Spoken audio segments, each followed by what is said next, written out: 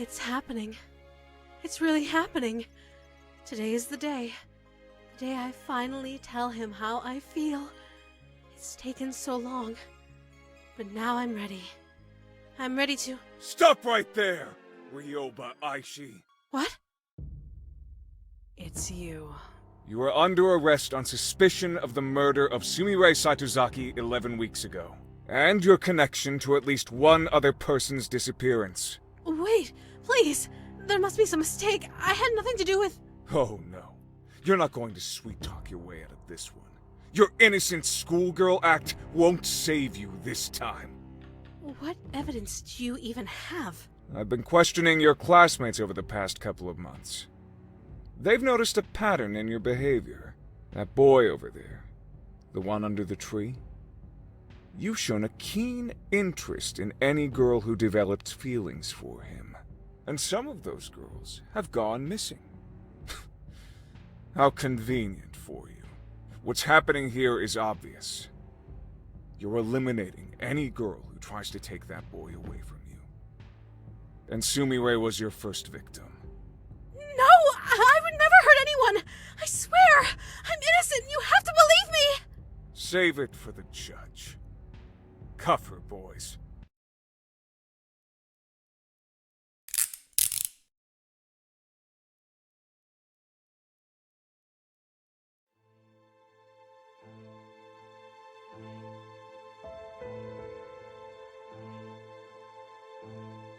On April 1st, Ryoba Aishi put a note into the locker of Sumire Saitozaki. After reading this note, Sumire went to the East 3rd floor girls' restroom. That was the last time anyone ever saw Sumire. After she was reported missing, police investigated Akademi for clues. In the East 3rd floor girls' restroom, they found some of Sumire's blood. Shortly before Sumire went missing, Ryoba Aishi was spotted carrying a knife and walking in the direction of the East 3rd floor girls' restroom. Later, she was seen carrying a large garbage bag towards the school incinerator. All of this information came from Ui Tunisu, a student at Akademi, who was interviewed by the police the day after Sumire's disappearance. It's obvious what happened to Sumire. Ryoba Aishi killed her in the bathroom with a knife, stuffed her in a garbage bag, and carried her to the incinerator, where she burned all of the evidence. I did not kill Sumire Saitozaki. It's true that I put a note in her locker and spoke with her in the bathroom. But I simply wanted to discuss a personal matter with her. Nothing more. What about the knife? I noticed that one of the knives in the home economics room was missing. It turned out that someone had brought the knife to the cooking club by mistake. So, I simply took it from the cooking club and put it back in its rightful place. And the garbage bag. How do you explain that? I love my school. I can't stand to see trash and garbage piling up everywhere. I do my part to keep the school clean, just like everyone else does. You always have a convenient explanation for everything. Don't. Do you really think anyone in this courtroom is going to believe your obvious lies?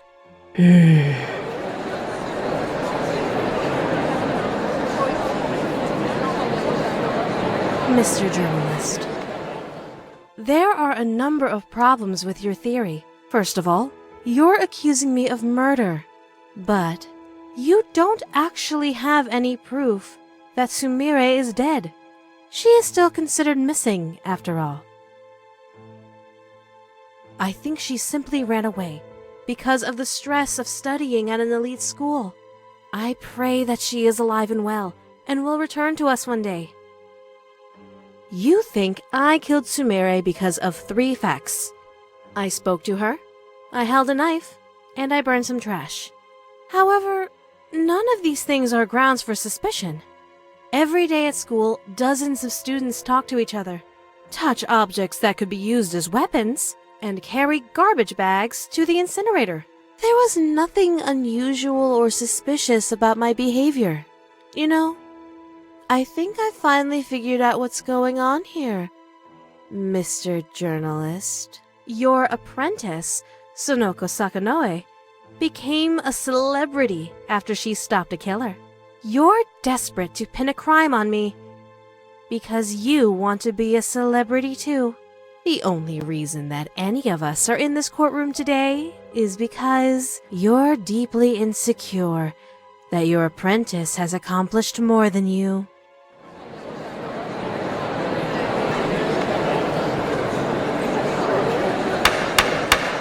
Order! Order in the court!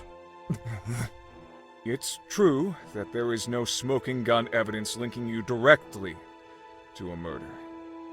However, with that said, over the past 11 weeks, you have demonstrated behavior that is suspicious, if not outright incriminating. Your classmates have testified that you've been stalking a certain boy at school, following him when he goes shopping, following him when he walks home. By all accounts, you're absolutely obsessed with this boy. Furthermore, every time a girl begins to show signs of interest in him, something always happens that removes the girl from his life. You can't possibly expect anyone to believe that these facts are mere coincidence. Clearly, you are sabotaging the boy's love life in order to keep him single. And who else had a crush on that boy? That's right, Sumire Saitozaki. You've been eliminating every girl who comes between you and that boy, and Sumire was your first victim.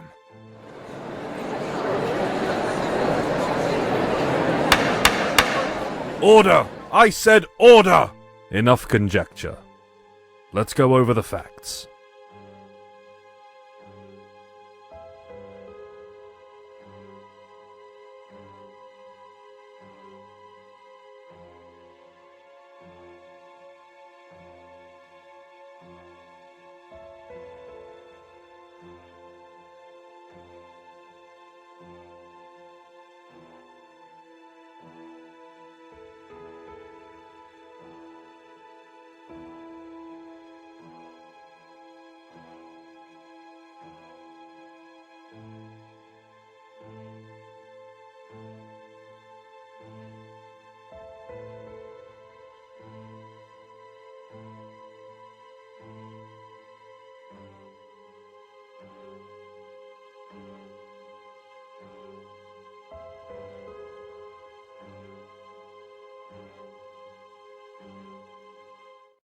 Taking all of the facts into consideration, it is clear, beyond any shadow of a doubt, that Ryoba Aishi is innocent of all charges.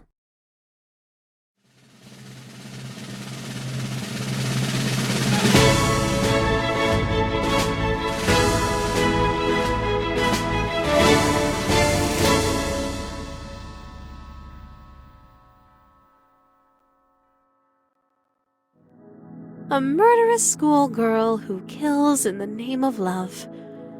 It was a novel concept. Newspapers realized it would get sales. TV stations realized it would boost ratings.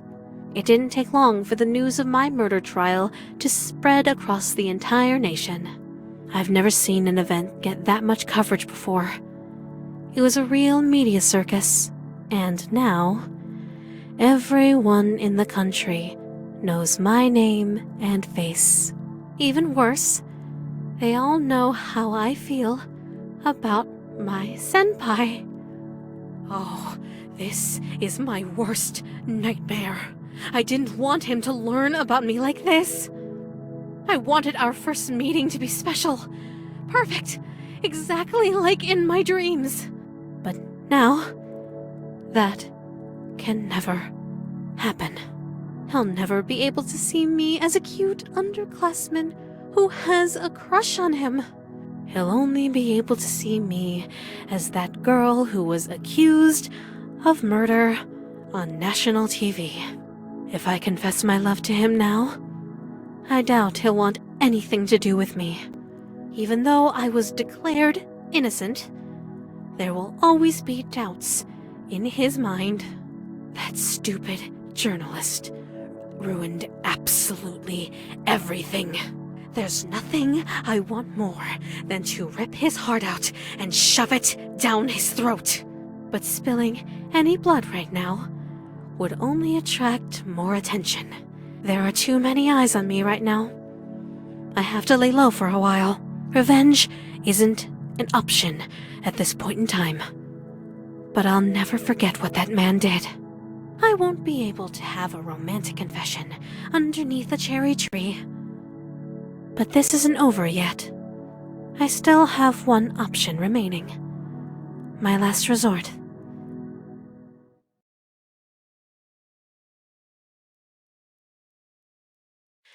It's unfortunate that things turned out like this, but I was left with no other choice. I would have been crushed if he rejected me. So, I had to take away the option.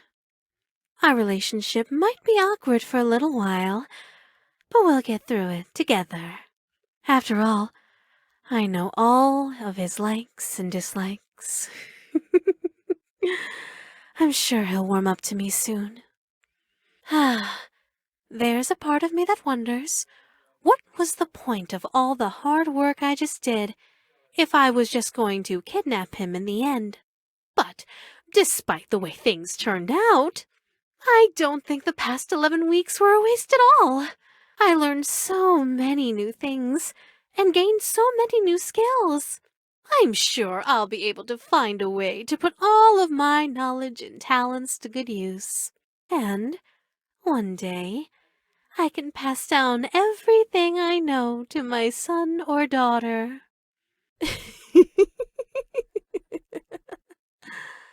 There's still so much to look forward to.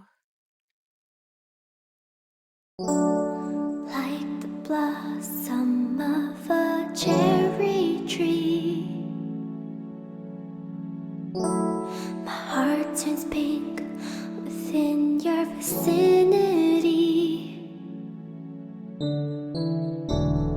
There is no one else but you.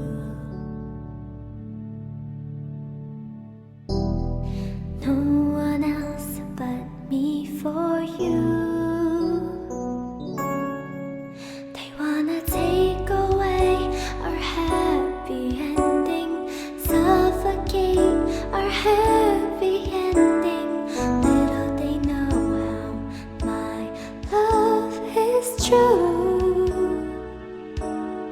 They try to put to death our happy ending, sabotage our happiness. Rest assured our happy ending will come through. Love sickness, in fact, it's killing me. And